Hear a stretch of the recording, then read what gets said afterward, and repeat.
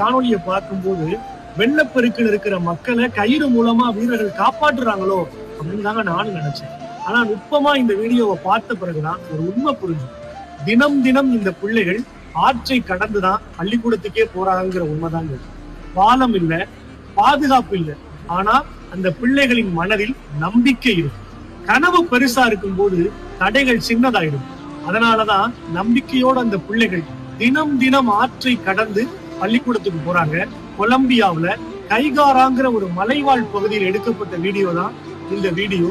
நாமெல்லாம் சின்னதா மழை மேகமூட்டமா இருந்தா கூட பள்ளிக்கூடத்துக்கு விடுமுறை விட மாட்டாங்களா அப்படின்னு நியூஸ் சேனலையே பார்த்துக்கிட்டு இருக்கிற 90s கிட்ஸ் தானே. ஆனா இந்த பிள்ளைகளை பாருங்க, ஆற்றுல வெள்ளம் பெருக்கெடுத்து ஓடுகிற ரொம்ப கடினமான சூழலையும் கூட கயிற்றின் மூலமாக அந்த ஆற்றை கடந்து பள்ளிக்கூடத்துக்கு போறாங்க.